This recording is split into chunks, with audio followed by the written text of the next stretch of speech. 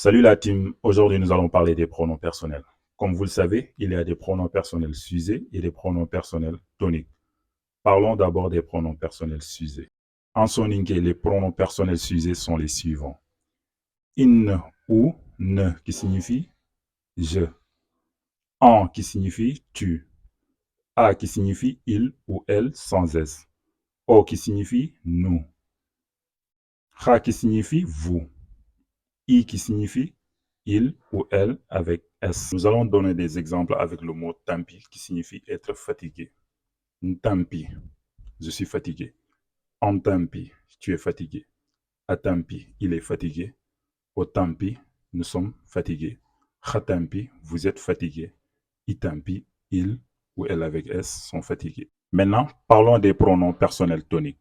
Dans la langue soninké, pour connaître le pronom personnel tonique d'un pronom personnel s'usé, il suffit de prendre le pronom personnel s'usé singulier plus le mot que. Maintenant, si le pronom personnel s'usé est au pluriel, on ajoute tout simplement le mot ku. Je vous donne un exemple.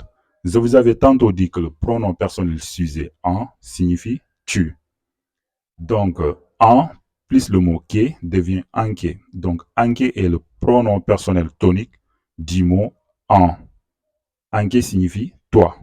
Je vous avais également parlé du pronom personnel o qui signifie nous. Donc, nous est au pluriel.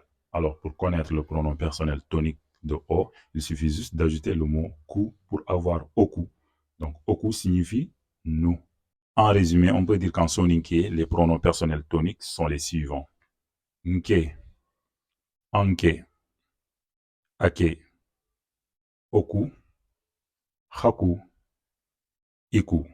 Si vous avez bien remarqué, vous verrez que nous avons écrit certains pronoms personnels toniques avec la lettre N, tout simplement parce qu'ils s'écrivent de cette façon quand ils sont utilisés dans une phrase. Exemple, Nke tampi, il n'y a pas de N.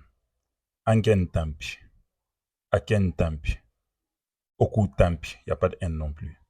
Hakun tampi, Ikun tampi.